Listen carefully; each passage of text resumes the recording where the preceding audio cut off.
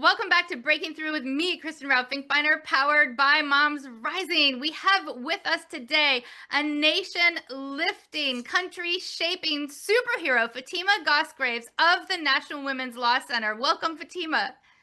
Hi, Kristen. I'm so happy to be with you. I'm so excited that you're here. So, we've had many adventures this week. We're going to talk about the importance of law and the legal system, but I also want to talk about the importance of speaking up and continuing the fight. So, just in the past week alone, there have been a lot of moments where we have had to speak up. By we, I mean the royal we, the United States of America. And what are your first thoughts on both the reason why we need to speak up and if it makes a difference? Well, throughout our history, speaking up makes a difference. So it may not feel like that in real time. In fact, in this time, many people are feeling very isolated. And so the other thing I would say is speaking up together makes an even bigger difference. So if you feel like you're going it alone, you can bring people with you. And like it was wonderful to be with Kristen and my other Care Can't Wait crew outside the Capitol speaking up together. And again, that has been my mantra that we have to get used to and get comfortable with being defiant, being in a dissent posture when we see something that we know is not okay and will not serve people well. Yes, and speaking up is a key tool to saving our democracy because we need to keep speaking up, keep saying, hey, like if you cut Medicaid for 80 million people, that is a big problem, right? So, the other tools that we have, and I wanted to have you reflect on them as well, are also legal tools. And legal tools are also important. And so, can you just share with our listeners a little bit why, in this moment, this ridiculously weird moment, in our nation's history and as democracy is frankly in flux, why are the courts and the legal system also, in addition to speaking up, so critical and fighting back against the Trump administration and the damage they're causing? Well, in so many ways, the rule of law and our legal system are foundational to our democracy. And so I actually have been trying to go back to first principles around this, that why do we have a rule of law? Why do we have something consistent that is serves as a boundary and an understanding that no matter who you are, the same set of rules should apply to you? That is what the rule of law is. Because if you don't have that, and it is true in lots of places around the world where that is not a foundational idea, what replaces it is brute force and violence. So, brute force and violence and dominance instead of a set of clear and consistently applied rules. That notion is a threat not just to our democracy, but it gets foundationally at who gets to be equal in this country, who's considered important in this country, whose lives matter and whose don't. And can you share a little bit of examples of that in practice? Like, what kind of legal suits Right. has the National Women's Law Center been really making sure happen? And how Yeah. has the National Women's Law Center been protecting our civil rights and our democracy at the same time? Yeah, I'm so glad you asked that because so there have been dozens upon dozens of lawsuits filed in the last about 120 days. So that record is historic, but what also has been historic has been the success rate, right? Time and again, our courts have been functioning as they should and upholding the rule of law. They have been saying this thing that you have done is illegal and you must stop doing it. So the National Women's Law Center has been really proud to be a part of that. We filed a lawsuit together with our co-counsel at the Lawyers Committee for Civil Rights, challenging the diversity executive order, which was one of many executive orders that was boogeymanning diversity and equity to tear down vital programs in this country that have been serving families and women and people. So we have filed a lawsuit there. We have been trying to intervene to protect Title IX, the law that bans sex discrimination in education. And we have more litigation to come. We have been filing FOIA requests to get information and about some of the illegal conduct that we've seen agencies undertake, like the Equal Employment Opportunity Commission, the EEOC, whose job it is to ensure that all of our civil rights are protected at work. Well, they are saying they're going to do the opposite, and they're not allowed to just ignore laws that have been on the books for 50, 60 years that are the real guide in this moment. So the last thing I'll say is the big thing we have been trying to help hold on to is that we have lots of institutions and laws in this country. Those should not be changed just because there is a new president, no matter how scary executive orders, no matter how much he shouts from social media, on Truth Social, no matter what level of brute force. Our job right now is to reground everyone and remind them that as you take little acts of courage, there is a boundary of protection in our law and in our institutions that can withstand this time.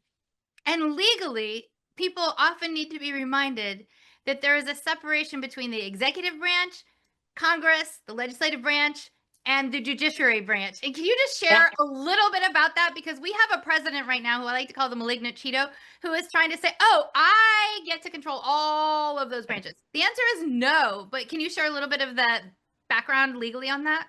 Right. That's why I have never taken it as a joke when he's suggested that he wants to be a king or a dictator, because those are inconsistent with our democracy. Our Constitution provides for three equal branches, right? There's the executive, and the president is at the top of that. There is Congress, and they have equal weight as the president, and is the judiciary, and they also have equal weight. And I will say, Congress of those three has been the one that has been the biggest surprise in this period. They have forgotten the force of their authority. They have forgotten that it is their job to provide oversight. It is their job to actually be the ones that decides how the government is going to be funded. It is their job to actually vet and confirm nominations that come from the executive. They have a whole bunch of responsibility and authority given to them by the Constitution that they're running away from. And the people who hold Congress to account are the people, right? They are the constituents. So, in many ways, Congress is probably the most powerful of the three because of that, because the people have the closest contact to them. And so, all of these branches of government were designed to keep each other in check so that no one became too powerful. And then there's a fourth branch that I'd say maybe you're participating in right now, Kristen, and that is the press, right? The freedom of the press. It's why it's a part of our First Amendment. They are the unofficial branch of government that helps ensure that these other ones don't operate in the cover of darkness in ways that are disaster for the people in this country. I 100% of course agree with you, and I thank you for explaining that, because I love your framing of Congress has forgotten their power, and that the people have the power to remind Congress where they actually should be standing. So first, to listeners, I want to let you know that right now we have Republican leadership in the House, Republican leadership in the Senate, and obviously Donald Trump is a Republican. So it is specifically Republican leadership who are just kind of doing whatever Donald Trump says, which is ridiculous, awful, and bad, and not taking the mantle of responsibility for our country, for the patriotism, for making sure that our country stands for us. And so that means that we have to stand up. And I know the National Women's Law Center engages across a wide variety of tactics. By the way, thank you, National Women's Law Center. Thank you, Fatima. Thank you for saving our democracy. Thank you for saving our rights. What are some other tactics, given the bizarre context that we're in right now, that is not, frankly, normal in history, that National Women's Law Center is utilizing to help protect our rights and, honestly, save democracy? Listen, this is a time for all of us to do what we have typically done and then to do some things that maybe make us a little bit uncomfortable. And that's how we're thinking about it.